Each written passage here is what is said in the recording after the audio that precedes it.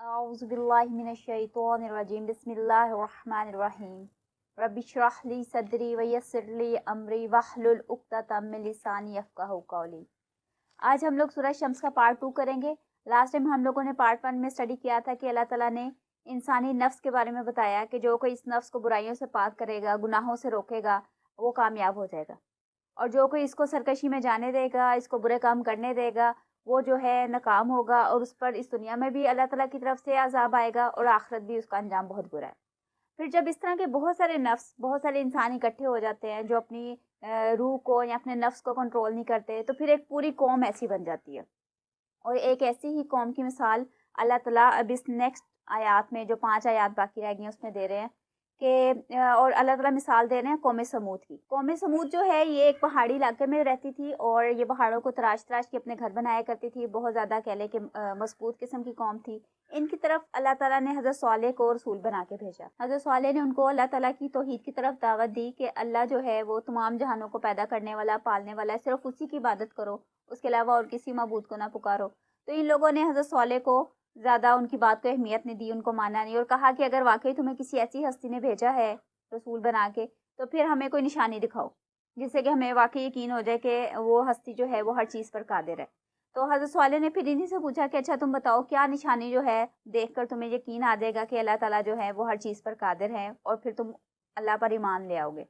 تو ان لوگوں نے، کیونکہ پہاڑوں والے علاقے میں رہتے تھے، کہتے کہ یہ جو پیچھے جو پہاڑ ہے نا، اس میں سے ابھی ایک زندہ اونٹنی نکال کے دکھاؤ تو ہم تم پر ایمان لے آئیں۔ تو حضرت صالح نے اللہ تعالیٰ سے دعا کی، اور اللہ تعالیٰ نے ان کے مطالبے کے مطابق اسی وقت ان کے دیکھتے دیکھتے اس پہاڑ میں سے ایک زندہ اونٹنی برآمد کر دی۔ اور یہ لوگ جو تھے اس پر بہت زیادہ حیران ہوئے، اور اب ان کی زبانیں بھی بند ہو گئی کہ واقعی اللہ تعالیٰ جو ہے وہ ہر چیز پر قادر ہے، اور حضرت صالح جو ہیں وہ اللہ تعالیٰ کی طرف سے ہمیں یہ پیغام دے رہے ہیں کہ ہم اسی کی عبادت کریں۔ تو حضرت صالح نے ان لوگوں کو بتایا کہ اللہ تعالیٰ نے کہا ہے کہ یہ اونٹنی اب ایک دن پانی پیے گی، اور ایک دن تم لوگ اور تمہارے مویشی جو ہے وہ پانی پینا یا اس کو استعمال کرنا۔ لیکن جس دن اونٹنی پانی پیتی تھی تو اس دن وہ اتنا زیادہ دودھ دیتی تھی کہ یہ لوگ پانی کی جگہ پر دودھ پیتے تھے، لیکن اس کے باوجود یہ لوگ اتنے کہہ لو کہ ناشکرے تھے، یا اتنے زیادہ ان کے اندر وہ سرکشی آ چکی تھی کہ ان کو اس بات پہ بھی اعتراض ہونے لگا، ان سے یہ چیز برداشت نہیں ہو رہی تھی کہ یہ کیا بات ہوئی، ہمارے اوپر یہ پابندی آ گئی کہ ہم ایک دن پانی استعمال ہی نہیں کر سکتے، اور یہ صرف اونٹنی پیتی رہتی ہے۔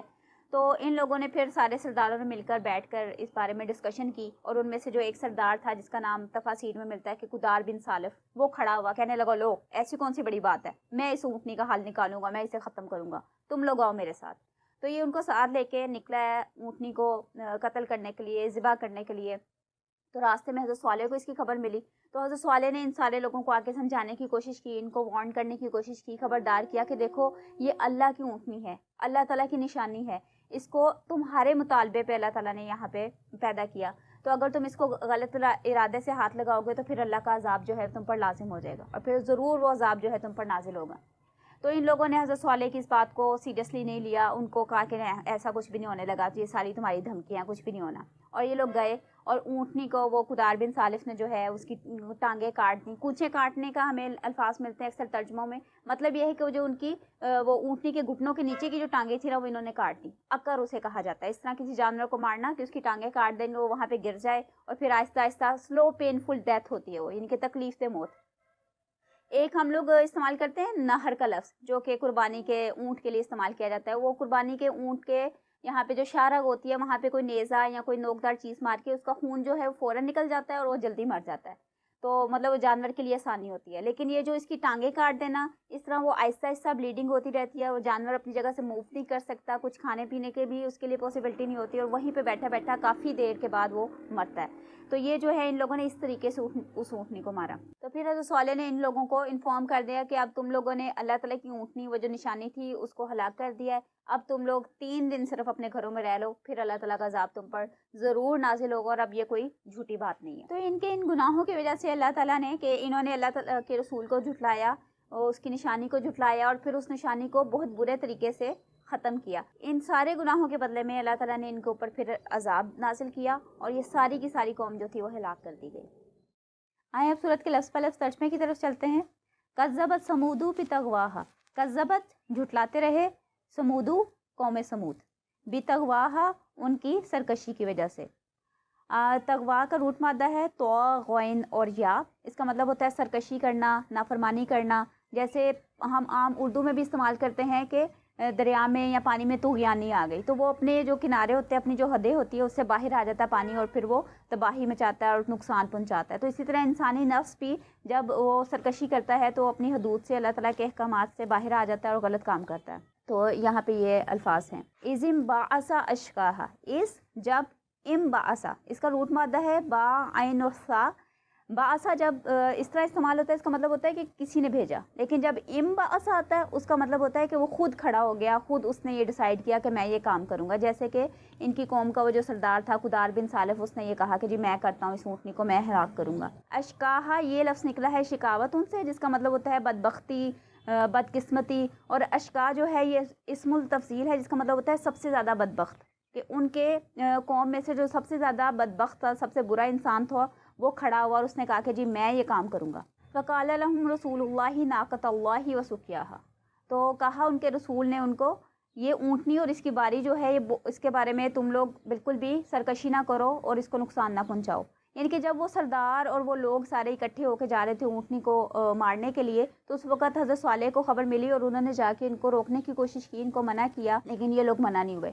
عربی زبان میں جب کسی چیز کے بارے میں خبردار کرنا ہوتا ہے، وارننگ کرنی ہوتی ہے، تو وہ حالت نصب یعنی کہ زبر کے ساتھ استعمال ہوتا ہے۔ جیسے یہاں پہ ناقتہ کے اوپر آپ کو زبر ملتا ہے، سقیاہا اس پر زبر ہے، تو یہ وارننگ کے لیے یہ اسلوب جو ہے اپنایا گیا ہے۔ جیسے ہم اردو میں بھی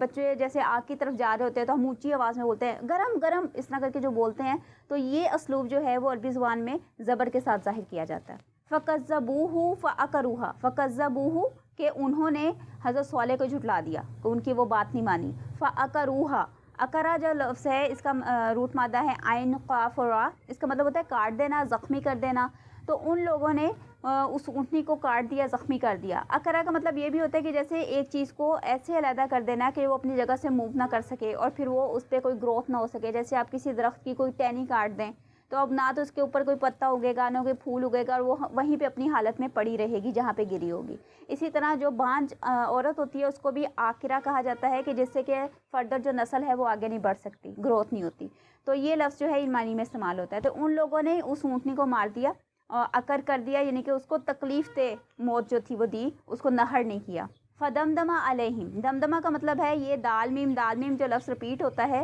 یہ تسلسل کے لیے استعمال ہوتا ہے عربی میں، جیسے کنٹینیوٹی ظاہر کرنی ہو۔ مثال کے طور پر زلزلہ، بار بار زمین کا ہلنا، سلسلہ ایک چیز مسلسل چلتی جا رہی ہے، گلگلہ بار بار شور ہو رہا ہے۔ تو اسی طرح دمدمہ بار بار وہ عذاب جو ہے وہ نازل ہوا، علیہم ان پر، یعنی کہ ان کو کرش کیا گیا، انہیں ہلاک کیا گیا، فنا کیا گیا، علیہم ان کے اوپر، ربہم ان کے رب نے، یعنی کہ ان کے رب نے ان کے اوپر مسلسل جو تھا وہ عذاب طاری رکھا۔ بذنبہم فسواہا، ان کے گناہوں کی وجہ سے۔ ذنب جو ہے یہ ذنب سے نکلا ہے، اس کا مطلب ہوتا ہے کسی کی دم، یعنی کہ جیسے انسان کی، آپ امیجن کریں کہ کسی انسان کی دم نکل آئے تو وہ دوسروں سے چھپاتا پھرے گا، وہ اس کے لیے ایک شرمندگی کا مقام ہوگا۔ تو اس طرح جو گناہ ہے وہ ایسے گناہ جن سے کہ انسان دوسروں سے چھپائے اور شرمندہ ہو تو اس کو ذنب کہا جاتا ہے، ذنبہم ان کے گناہوں کی وجہ سے۔